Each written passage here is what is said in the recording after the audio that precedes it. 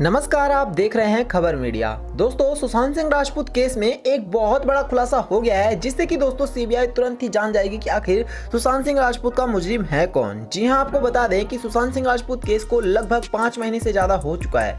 आपने देखा होगा कि सुशांत सिंह राजपूत केस में शुरू से ही कितना सारा विवाद हुआ। पहले तो महाराष्ट्र की पुलिस इस केस में छानबीन कर रही थी और उसके हाथ कोई ऐसा सबूत मिल ही नहीं रहा था जिससे कि वो कुछ भी बता सके। और इसके बाद महाराष्ट्र की सरकार पर आरोप लगने चालू हो गए हैं कि महाराष्ट्र की सरकार इस केस में जानबूझ करके देरी करवा रही है। और इसके बाद हमने देखा कि महाराष्ट्र की सरकार के साथ साथ उत्तर प्रदेश और बिहार की सरकार भी इस केस में काफी ज्यादा इंक्लूड थी। और बिहार की सरकार और साथ ही बिहार की पुलिस के बीच और महाराष्ट्र की पुलिस के बीच में तो लड़ाई भी देखने को मिला था।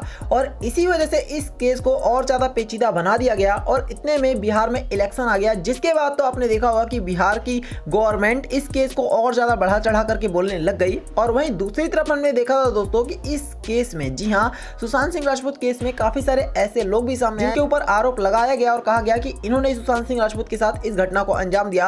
अब ऐसे में रिया चक्रवर्ती का बाप और साथ ही साथ रिया चक्रवर्ती का भाई सौविक चक्रवर्ती इस केस में बुरी तरह से घसीटा गया। लेकिन दोस्तों, अभी तो इन लोगों को ड्रग्स केस में काफी ज्यादा घसीटा गया है, लेकिन बावजूद इसके इन लोगों को, काफी सारे लोगों को छोड़ दिया गया है। और वहीं आपने देखा होगा कि ऐसे भी कुछ लोग थे जिनको पूरी तरह से इस केस में बुलाया तो गया, लेकिन सिर्फ पूछताछ करके छोड़ दिया गया।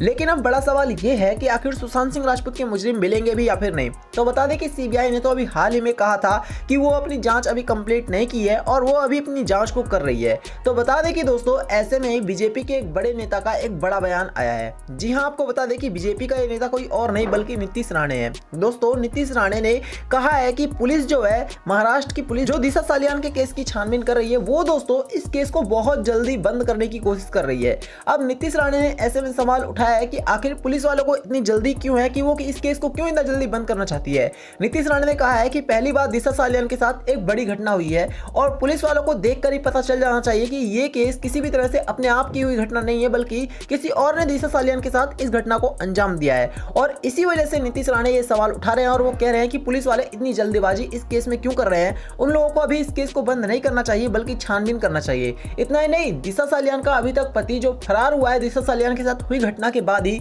वो भी अभी तक सामने नहीं आ पाया है, ना ही तो पुलिस वाले उसको ढूंढ पाए हैं। अब अगर ऐसे में पुलिस वाले इस केस को कैसे बंद कर सकते हैं, क्योंकि जो व्यक्ति फरार है उसको पकड़ा नहीं गया और उसके बावजूद आप लोग ये कह रहे हैं कि हम केस को बंद कर देंगे। तो ऐसे में दोस्तों सवाल तो उठना लाजमी है। इसके साथ ही दिशा सालियान के फोन को जब्त किया गया था, उसकी अभी तक कॉल डिटेल नहीं निकाली गई है। साथ ही साथ जो दिशा सालियान का पति था, उसके नंबर को भी ट्रैक नहीं किया गया है कि वो आखिर है कहां पर।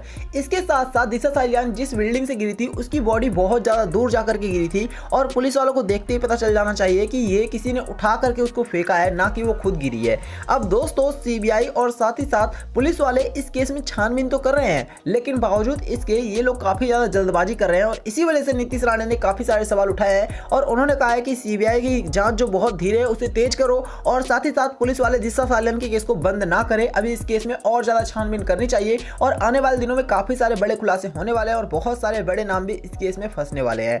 तो आप हमें कमेंट करके बताना कि वो कौन से लोग हैं जिन्होंने सुशांत सिंह राजपूत और दिशा सालियान के साथ इस घटना को अंजाम दिया। साथ ही हमारी वीडियो को लाइक करना, इसे और लोगों के साथ शेयर करना ताकि हर किसी तक ये जानकारी पहुंचे और हमारे चैनल को जरूर सब्सक्राइब कर लेना। धन्यवाद।